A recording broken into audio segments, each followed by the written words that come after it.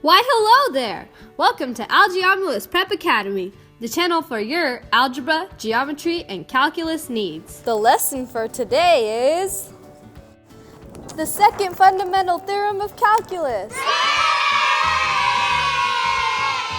The second fundamental theorem of calculus is a definite integral as a function of x and f as a function of t, which looks like this.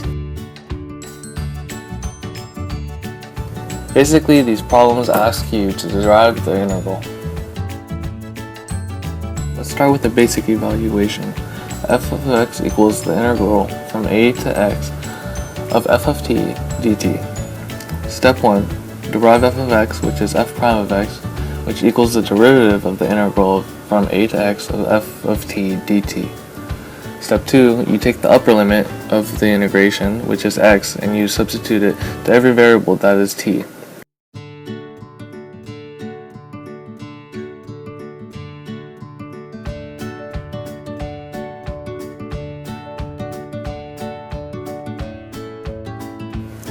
Step 3.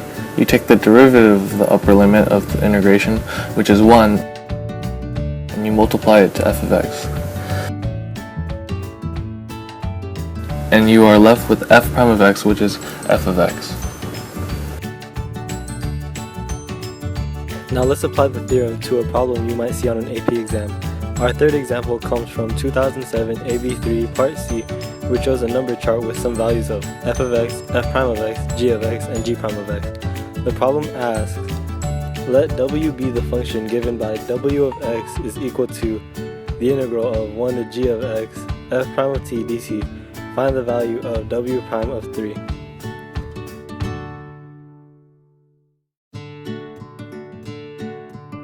The problem asks us to find w prime of 3. To find w prime of 3, we must find w prime of x. Step 1. Derive w of x and substitute g of x where there is a t. So it's f of g of x. Next you derive g of x, which is g prime of x, and multiply it to f of g of x. So w prime of x is equal to g prime of x times f of g of x. Then you find w prime of 3 by substituting 3 where there is the variable x. W prime of 3 equals g prime of 3 multiplied by f of g of 3. According to the chart, g prime of 3 equals 2 and g of 3 equals 4. Then plug in those values. Next you can see that f of 4 is equal to negative 1. Multiply all of the values together and w prime of 3 is equal to negative 2.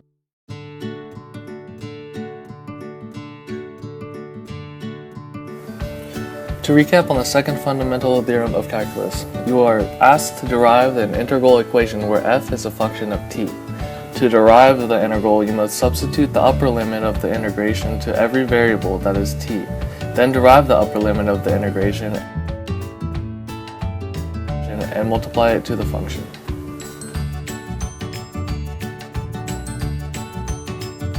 Class dismissed. We're your teachers, Sandy, Pablo, Jada, And T-Lop. thanks for watching. Like our video and subscribe to our channel. For more help, check out some of our other videos on Algeomulus Prep Academy's YouTube channel.